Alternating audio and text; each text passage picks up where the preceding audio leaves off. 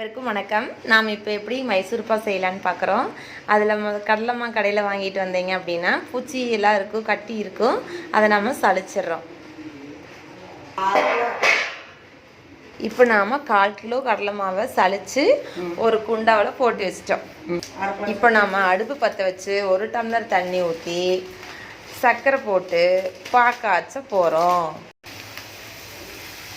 சர்க்கரை நம்ம போட்டுறோம், உள்ளே போட்டுறோம். தண்ணி கொதிச்சதையுமே சர்க்கரை உள்ளே போட்டு கிளற ஆரம்பிச்சிட்றாங்க.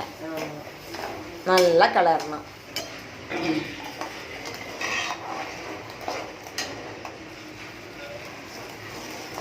நல்லா நுர வரும். நல்லா கிளறிட்டே இருங்க. கடல மாவை நாம் 200 மில்லி ஆயிலை ஊற்றி நல்லா கட்டி இல்லாமல் கிளறிக்கிறோம். 1/4 கிலோ கடல மாவை நல்லா 200 மில்லி ஆயில் வாங்கி நல்லா கட்டி இல்லாமல் கிளறோம். அதுக்கு 1/2 கிலோ சர்க்கரை. அதுக்கு முன்னாடி நம்ம ஒரு தட்டத்தில் தேங்காய் எண்ணெய் ஊற்றி நல்லா பூசி வச்சுக்கிறோம்.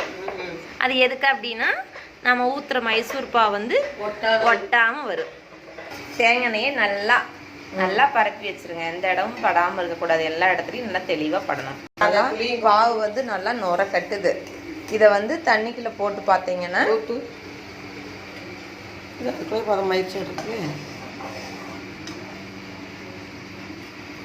கரையாம இருக்கணும். தண்ணிக்குள்ள ஊத்துனா அவ்வளவுதான் கம்பி பதம். இப்போ தண்ணியில ஊத்துனா அப்படியே தெரியுது பாவு. அப்ப பதம் வந்துருச்சு. இப்போ நம்ம ஆயில் ஊற்றி கட்டி இல்லாமல் கலரி வச்சுருக்கிற மாவை நம்ம எடுத்தது இந்த பாவில் ஊற்றி கலர்றோம். ஊற்றுங்க. இப்போ அதை சொட்டை இல்லாமல் கலரணும். நாம் நல்லா அடிப்படிக்காமல் கலரணும். நல்லா மஞ்சள் கலரில் அழகாக வருது. கம்மியாக போச்சோன்னு நல்லா கட்டி இல்லாமல் கரைக்கிறதுனால அழகாக வந்திருக்கு. அடுப்பை கொஞ்சம் வேகப்படுத்தி நம்ம வந்து கலரிக்கிட்டே இருக்கணும் கட்டியாக வரைக்கும். இப்படியே நீங்கள் பொறுமையாக கலரணும், அவசரப்படக்கூடாது. இப்படியே பொதுன்னு வரும். நீங்கள் கலரிக்கிட்டே இருந்தீங்கன்னா கரெக்டாக கொஞ்சமாக நுரையோட இட்லி மாவு பாகத்தில் வரும். நல்லா கெட்டி ஆயிடுச்சு. நெய் நல்லா கெட்டி ஆயிடுச்சு. அடுத்தது நெய் ஊற்றணும். இப்போ நெய் உள்ளே ஊற்றுறோம். நெய் எதுக்கு ஊற்றுறோம் அப்படின்னா நல்லா சுவையாக இருக்கும்.